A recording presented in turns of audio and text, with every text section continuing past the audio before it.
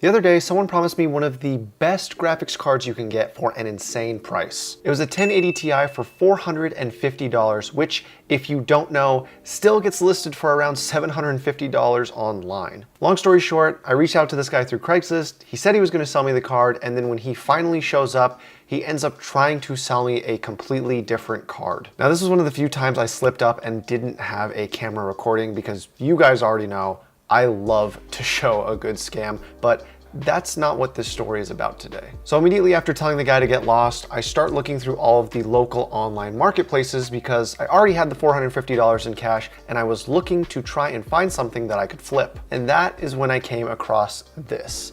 This is an ad that was on the Facebook Marketplace for a computer, a monitor, a keyboard, and a mouse. The asking price was $450, which I thought was amazing because I could tell that some of the items there were worth a lot of money. On top of that, the description said one owner belonged to my adult son. Immediately in my mind, I was like, okay, dad got really pissed off at his grown-ass son who is still living with him to the point where he is now selling all of his son's stuff. It looks like dad doesn't know what this stuff's worth, so let's just go ahead and pay him his full asking price. I know that might sound greedy on my end, but keep listening. I reached out to the guy asking if I could buy it, and he responded by telling me that over 20 people had reached out to him in the last half hour trying to buy the computer, and one was going to be there in 2 hours to buy it for $400. I asked him, if I come right now and pay you your full asking price, would you sell it to me?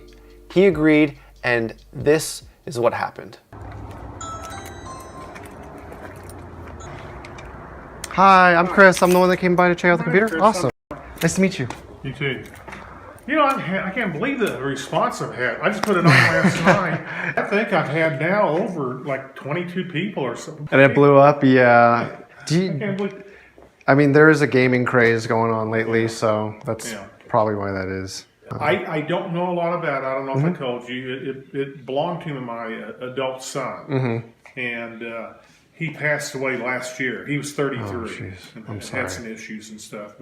But anyway, this has nothing to do with him passed away. It's just my explanation why I really don't know much about it. So would it be all right to like flip it on and see? Okay, the only cool. thing I'll say I did do back about 6 months ago when I took some of the original pictures that I posted, I tried to erase files that were his like personal ones because he was, I think, on a lot of these gaming sites. I think I said he's 33. And so I didn't want to leave financial stuff in there, but I also didn't want to just wipe clean everything because there was lots of movies and stuff on there. I see. So I hope I didn't wipe out some things that maybe needed. But go ahead, you fire it up. You know more about it. I think the way I did is I pushed that button there. Let's see. Cool. Yeah. Yeah, I mean, I can do this because I know quite a bit about. Is it okay if I sit? Yeah. Okay. Yeah, I know quite a bit about computers, so I mean, I can do this. I figured. My original intention was to just wipe it clean and just do a fresh install of Windows. Yeah. If you want, what I can do is,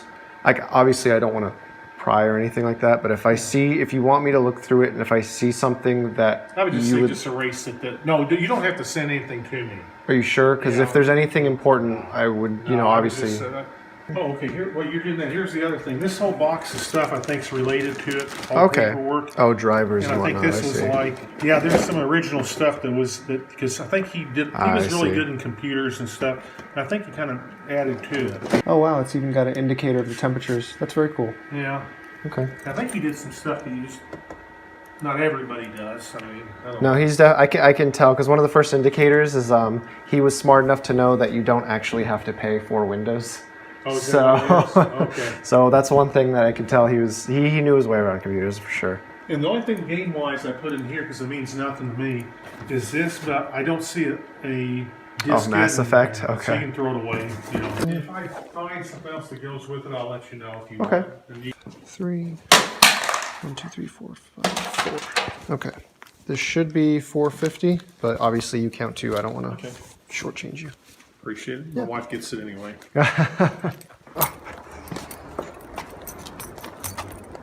Oh my god, this is literally the heaviest computer I've ever had in my entire life. Yeah, you can just lay the box right here on top. That would be fine. Okay. And I'm going to set this actually in the front seat. I appreciate it again. Thank you. Thank you very much. I appreciate it. Have a good rest of the day. Bye-bye. All right, so we have the system. We got the monitor, the computer with all its accessories back there, and you know, I was kind of sad. I mean, I did not expect to be buying someone's computer who had passed away. I thought I was getting it from a dad who was like trying to punish his son, but you know, it turns out he's just getting rid of his stuff. So I think what we'll do to be as respectful as possible is I offered to look through, you know, the hard drives and send anything over to the father. So, you know, we'll try and do that. And if we find anything of importance, we'll send it over to his dad. So now that we got the system, let's head on back home. So what I'm going to do now is I'm going to set up this computer, and I'm going to do a very extensive search through all of the drives because I wasn't able to do as good of a job at the house because I didn't really have that much time. See if I can find anything. And if I can't, then I will go ahead and install Windows 10 and load our usual benchmarks. But we will add something a little bit different this time around. One of the items in this box is Mass Effect 3. I'm assuming that this was this guy's favorite game. I'm hoping it was, because that's what we're gonna be using for one of the benchmarks this time around. I've never played Mass Effect, but you know, I think that if someone got a hold of my computer, I would hope they took the time to play, you know, some games of League of Legends, because that's my favorite game, and it would mean a lot to me. So I've spent the last 4.5 hours looking through all 6 drives in this computer, and I found some stuff that the parents might want, so I reached out to them through Facebook, and if they want it, I'll send it over, and if they don't, then I'm just gonna delete it out of respect. Aside from that, I've finally had a chance to check what components are inside this system, and I'll tell you right off the bat, I am definitely impressed. Keep in mind, this computer was built around 5 years ago, and even today, this tower is still very relevant for any task like video editing, rendering, gaming, you name it. So I was actually able to check the components inside the system with a nice little program called CPU-Z.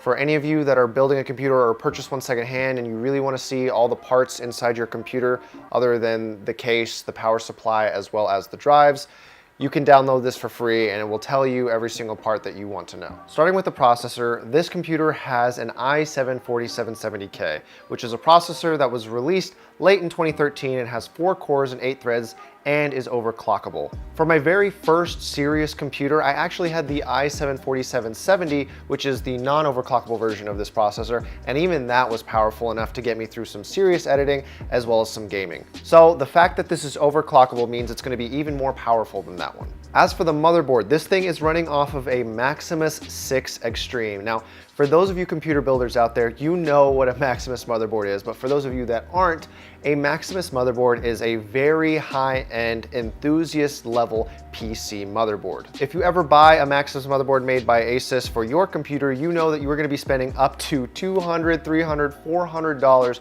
for this high-end motherboard, and the reason they cost so much is because 1, they look really cool, and number 2, they come with a lot of extra features that a lot of normal motherboards don't have. As for the memory, this computer is running off of 8 gigabytes of DDR3 RAM, which is actually clocked at 2133 megahertz. Now for DDR3 memory, that is some of the fastest RAM you can get. Unfortunately, it is only 8 gigabytes, so I wonder how that will affect our gaming performance on modern day titles. And then the graphics card is an EVGA GTX 770, which is definitely a bit of an older card, and out of everything in this system, that would be the thing to hold it back the most, at least in terms of its gaming performance. It's not a weak card by any means, and it'll definitely be able to play any game at least at low settings at 1080p, but the fact that it has 2 gigabytes of GDDR5 memory might limit it when it comes to some very demanding games. And lastly, the most unique and interesting part of this computer, like I touched on before, are the 6 drives. Now the boot drive is a 120 gigabyte SSD, which definitely costs a lot more money back then